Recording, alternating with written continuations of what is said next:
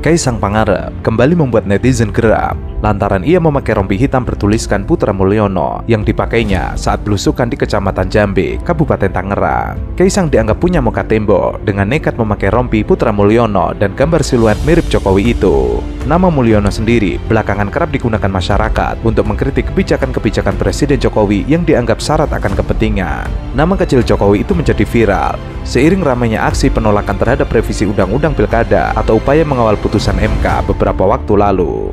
Melihat jaket Kaisang tersebut, netizen menganggap jika yang dilakukan Kaisang itu tidak lucu. Meski selama ini Kaisang memang dikenal dengan gaya khasnya yang suka guyon dan iseng, namun para netizen menganggap gaya Kaisang itu sebagai hal yang najis. Apalagi gaya-gaya Kaisang ini didukung oleh partai PSI. Salah satunya adalah Didik Prayudi yang memposting aksi Kaisang ini di X dengan menuliskan Putra Mulyono cengkrama dengan warga Kabupaten Tangerang. Hangat ya. Namun postingan tersebut langsung dibalas oleh netizen dengan hal-hal yang sinis, bahkan mengungkap postingan-postingan lama baik Didik Prayudi maupun Kaisang Pangarep.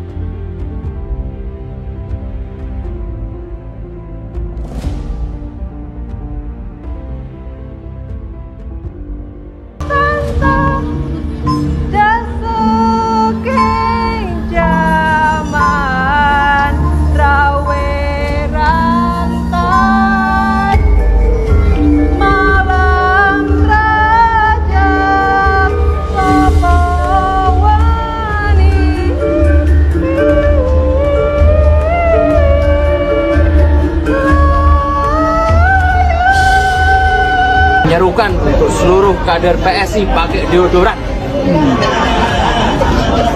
Itu penting karena sampai di kanan kiri saya ada yang bau.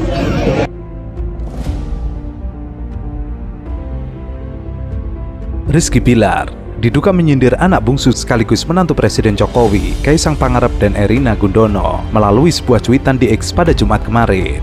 Dalam cuitannya itu, Rizky Bilar menyindir seorang yang mengalami karma karena dahulu pernah mengejek istrinya, Lesti Kejora, hingga menjadi bahan buliannya di media sosial. Rizky Bilar mentweet, hukum tabur tua itu benar adanya. Dulu muka istri gue dijadian meme sama dia, sampai jadi bahan olok-olok followernya. Tapi kini, apa yang dialami Lesti Kejora berbalik pada istri orang yang dimaksudnya itu. Sekarang satu Indonesia mengolok-olok istrinya, perkara itu, naudzubillah. Walaupun Rizky Bilar tidak menyebut siapa sosok yang dimaksud, sejumlah warganet yakin cuitan tersebut untuk Kaisang Pangarep. Pada 25 November 2022 lalu, Ketua Umum Partai Solidaritas Indonesia pernah mengunggah meme yang berasal dari foto Lesti Kejora. Dalam meme tersebut, wajah asli Lesti Kejora diganti dengan wajah seorang laki-laki berkumis dan berkacamata, sedang tersenyum lebar hingga giginya nampak. Saat itu Kaisang menuliskan, maaf tadi lagi meeting, jadi nggak bisa share meme, mari kita lanjut. Seketika, cuitan adik Gibran Rakabuming Raka itu penuh dengan gambar meme Lesti Kejora yang lain. Kini justru Erina Gudono yang sedang dihujat publik lantaran disebut bau ketek. Hal ini pun dikonfirmasi oleh runner-up Putri Indonesia DIY 2022, Shania Hamdun. Kaisang itu menggunakan uang 8, kira-kira hampir 8,8 miliar untuk pergi ke Philadelphia dari Halim Perdana memakai private jet.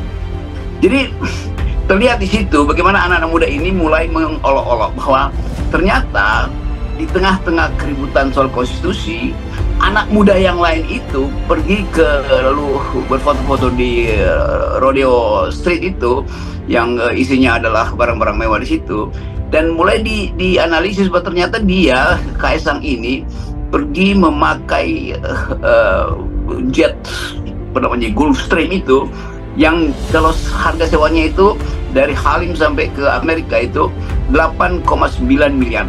Bayangkan coba.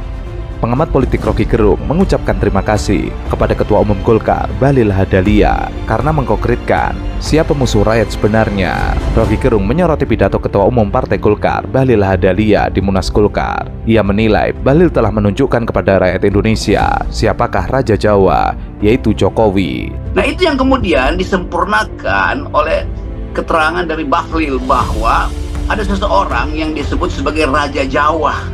Itu sangat konkret, karena Raja Jawa itu langsung ada di dalam benak mereka tuh. Walaupun kita tahu bahwa ada Raja Jawa yang baik dan banyak Raja Jawa yang baik tuh. Dan tentu mereka tidak membayangkan Raja Jawa itu adalah Sultan Hamengkubuwono IX yang menulis buku Takhta untuk Rakyat. Mereka tidak membayangkan itu adalah Raden Wijaya yang Patih Gajah Mada itu mempersatukan Indonesia. Mereka tidak membayangkan bahwa itu Sultan ke-10 yang selalu dekat dengan rakyat dan pro-feminis, Sultan Hamengkubuwono X itu. Jadi bagi mereka Raja Jawa itu adalah simbol dari kebengisan, itu intinya tuh. Itu juga menghina rakyat Jawa, karena rakyat Jawa merasa bahwa sifat Raja Jawa itu bukan bengis, tetapi digambarkan sedemikian rupa oleh saudara Bahlil. Jadi timbul lagi musuh yang konkret. Oh, Raja Jawa itu adalah Jokowi yang bengis. Hal itu semakin memperkuat bahwa Bahlil ditugaskan Jokowi untuk menguasai Partai Golkar. Selama 10 tahun kepemimpinannya, Jokowi menganggap dirinya sebagai raja, bukan presiden.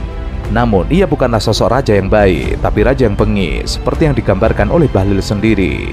Lalu disambungkan lagi dengan, oh, anak Raja Jawa itu mengeluarkan uang 8,5 miliar untuk pergi dari Halim Perdanakusuma tiba ke Philadelphia dalam kondisi Indonesia lagi bertabrakan dalam isu-isu politik. Jadi terlihat bahwa anak-anak muda ini merumuskan politik dari satu peristiwa konkret. Mereka tentu tidak belajar Jean-Paul Sartre atau Thomas Hobbes atau John Rawls atau Gabriel Almond. Mereka mengerti politik di dalam upaya untuk memahami siapa musuh mereka tuh. Nah, itu yang menerangkan poster terakhir yang terkirim ke saya dari anak-anak ITB di Senayan tadi sore. Judul dari poster itu gede-gede, Penggal Kepala Raja Jawa. Ditambah lagi, putra Raja Jawa tersebut baru-baru ini diduga menyewa jet pribadi mewah untuk pergi ke Amerika Serikat. Keduanya diketahui pergi ke negeri Paman Sam tersebut untuk menempuh studi S2 di salah satu universitas di Amerika. Warganet pun terlihat riuh karena kedua anak Raja Jawa itu menggunakan jet pribadi, karena jendela pesawat yang digunakan oleh kedua anak Raja Jawa itu tidak terlihat seperti jendela pesawat komersil pada umumnya. Dan mereka merumuskan itulah politik tuh. Jadi terlihat bahwa cara anak-anak muda ini merumuskan politik adalah dengan mencari siapa musuh yang konkret. Sementara politisi itu mau cari musuh yang abstrak, ya konstitusi, regulasi segala macam. Ini adalah sebuah geng, konspirasi. Bagi anak muda ini musuhnya itu harus konkret. Kaisang itu musuh yang konkret. Jadi terlihat di situ semacam cara kita berpikir ala Carl Smith bahwa permusuhan itu mesti konkret, dan konkret itu artinya satu blok lawan blok yang lain tuh. Maka terbentuklah pikiran pada anak muda ini bahwa berpolitik artinya mencari lawan yang konkret. Nah, lawan itu adalah istana.